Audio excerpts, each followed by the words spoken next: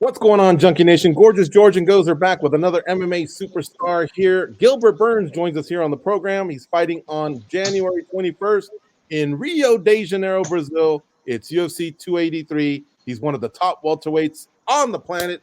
He's going to collide with Neil Magny. Gilbert, how are you? Doing great, doing great. How you guys doing? Man, we're fired up. We haven't had too much MMA in the last Yes. couple weeks. Ryzen versus Bellator, that was cool. But then, a few slow weeks. There's a fight night at the Apex, and then things really take off with the pay-per-views. And so we're excited to talk to you. We think your fight's going to be one of the great ones because you're a local fighter. I think the audience is really going to pop for you. You're actually from Niterói originally, right? Yes, that's only 15 minutes away from Rio, so it's right there. I was going to ask you, how many Gilbert Burns friends, teammates, family are going to be there? So many, so many. The jiu-jitsu community on that city is so big. The MMA fans there are huge. My family will be there. A lot of friends, a lot of like former teammates in jiu-jitsu. A lot of like high school and college friends, and it's gonna be a good time. A lot of people in there to support. There's a lot of pressure behind that too. Everybody's there to support me, family. So it's a little bit extra push for me on every training every day just to go there and kind of give it back to everybody. What's it been like in terms of, hey, Gilbert, we want to see you, the ticket situation, the dinners before the fight, and the post-fight party? Are you getting pulled in many directions? Uh, Not really. I make that mistake before in Brazil, and the first 2 3 times that I fought there, I got caught up with all of that. But then I learned, like anyone talking about tickets, I don't have tickets available anymore. They all know, especially they know I have a big family, so the whole family will be there. So after party, no, say I'll be there after the fight until Friday. I'll be there extra 6 days. So hit me up after the fight. Everybody knows already, so I'm having a little peace with that. Yeah. Well, that must be amazing to be able to fight. I've been to Brazil, so I know how close Niterói is because I've been in Copacabana, Ipanema, Barra de Yeah, Tijuca, and then when we go yeah, to, it's called Bucios, you have to go through yeah. Niterói. You gotta go to that bridge. As soon as you out of the bridge, that's my city right there. Yeah. I think Ricardo Arona's from Niterói as Yeah, well, right? yeah. Ricardo Arona, Paulo Filho, Thales Leites, RDA, my brother, Oh, wow. Jessica Andrade. Yeah, Yeah. a lot of beasts in there. A lot of them. Speaking of Ricardo or previous Brazilians that competed before you started competing, was any one of them the reason you got into mixed martial arts? Arona was a big part of this. He was the hero on the city. I used to saw him huge walking on the beach, big, and say I want to be like that guy. And years later, I was able to meet him, like kind of having a great conversation, a lot of advices. He's a great guy, but he was the biggest one. But Thales Lade was always a friend. I always trained with Thales Lade. RDA, he was on my oldest brother's kindergarten all the way to high school, same class. So I've been friends with RDA for many, many years. Uh, Paulo Filho, I met him a couple times. But yeah, the city is kind of small, so we know each other pretty good. Yeah, I loved Ricardo Arona. He was one of the first Brazilians that actually spoke really good English. He was a Yeah. big time surfer. He had great leg kicks, and he had a lot of success in Abu Dhabi. And I believe it was very Yes. lucrative for him. He's one of the few fighters that Goes and I haven't had a chance to interview. One day we'd love to I talk can to him. connect. I can help out. I can connect you guys. He's a great You're guy. good friends. You're good friends with him. Yeah, yeah, yeah. I Oh, can cool. connect you guys pretty easy. Yeah, I mean, we've talked to all the Pride superstars, all the UFC superstars, that I Strikeforce, got you. everything. But he's one that's always eluded us. I think he may have even been at Abu Dhabi and Las Vegas, and I was trying Yeah, to follow and see, but no luck. Anyway, let's I got focus. you. That's All on right, me. I got you. Nice. Thank you. All right, cool. Let's focus on this fight. You know, a lot of people wanted originally either run it back with Khamzat, you know, or maybe other fights that might be. Were you looking up towards the fighters that are ranked ahead of you? You're fighting Neil Magny. Much respect. An OG. He's been doing this for a long time. But for you, does it even matter? Do you get just as fired up just for the fight versus the opponent? Yeah, nowadays it's about getting a fight. You know, very hard to get an opponent. I was happy on the beginning. UFC said they want to make me against Masvidal. I kind of brought it up. They liked the idea. I was excited with the fight. We were trying to get a fight since September. After Masvidal, whenever everything went out of the table, we know the fight was not going to happen. UFC offered me Belal Muhammad, and that was very excited with that fight too because he's right there, you know.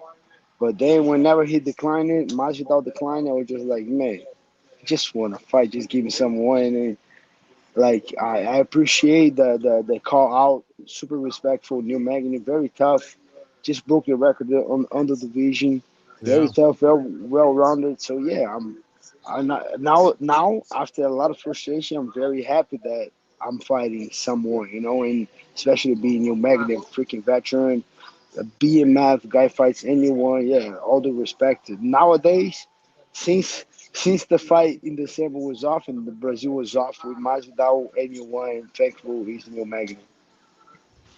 And so that was going to be my next question too. You know, it's going to be about 9 months by the time you fight, but you kind of answered it. You were ready since September. You've been Yeah, healthy. Everything's been ready. yeah. Right after the fight, I had a little injury on my right hand. I see. Can you see the little Yeah. scar here? Yeah. So I disattached one of my tendons, but that was moved. That was like 6 7 months. I was already punching. I was ready to go. And yeah, being healthy, being ready, haven't fought in a while, but not my fault, you know, and being getting better, you know, a lot of little mistakes that I've made it. I'm trying to get better on each every one of things, and helping the guys at the gym as well. But like trying to get a fight, but eventually now the date is on, contract signed. We got a name. We're back in Brazil, so I'm very excited. Hmm. You know, 2022, you fought one time. 2021, you fought two times. You know, 2019, 2018 has been very similar. I wanted to ask you, 2023, you're fighting earlier in the year. This is a chance for you to maybe fight three times in one year. Yes, So, is yes. that a goal? And what are your other goals? What do you really envision in 2023 that can happen for Gilbert Burns? 2023, I envision three fights, three finishes, and not asking, not begging, but earning myself another title shot. That's what I see. It doesn't matter who, you know. Nowadays, oh, this guy cannot fight. He got a finger on the justice going on. That guy cannot fight. That guy doesn't want to fight. This guy say he wants to fight. He doesn't. So the way I see is me going against three guys, spectacular finishes, earning another title shot. That's what I see 2023 and a busy year. Fighting January is great.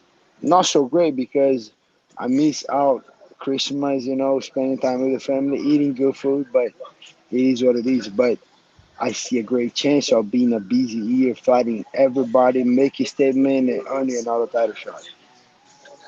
Gilbert, so all of those names that you guys have brought up, Masvidal, even a rematch with Hamza, Bilal Muhammad, doesn't it just feel like eventually you're going to fight them anyway? Yes, yes. So let me just get back to the win column. You know, get a finish over Neil Magny, and we're gonna talk about it. But yeah, I think it's about time. It's about this guy saying yes. It's about opportunity, and guess what? I'll be ready. Fight in January. I'll be 6 days in Rio, maybe 6 more days resting, 10 days total resting, maybe 2 weeks after the fight, and I'm back. Put in a lot of work because opportunity is gonna come, and I need to be ready. But yeah, it's about time. I think the rematch with Hamza is gonna happen. I think the fight with Bilal Muhammad is gonna happen. Kobe is the only one that maybe I don't know what's Kobe doing. And Masvidal, I'm not really chasing that fight. It was just an opportunity for a big fight, but I'm not chasing it. But yeah, I think those are the next opponents: Bilal Muhammad, Hamzat, and then a title shot. That's what I see. So you included in all these names, these are elite fighters, right? The best of the best. Do these guys, when you're looking at them, especially Neil Magny is in front of you, do you still see weaknesses, or at this point is it just about being better than them that night? I think it's both. I think everybody has a weakness. Everybody has the strength, and everybody has the weakness. And it's about the strategy. For sure, you got to be present. That's the most important. You got to be there at that night, 100% in there. Be present. But for sure, we need to do a strategy. We need to see what the guys' attendance are. Where this guy did bad against that guy. That guy's a grappler. He did good against this guy. Okay, he made that mistake. Hands are down at that moment. Grappling is not so great. We couldn't, working to take down. Like for sure. I think it's all that together. We never gets to the highest level.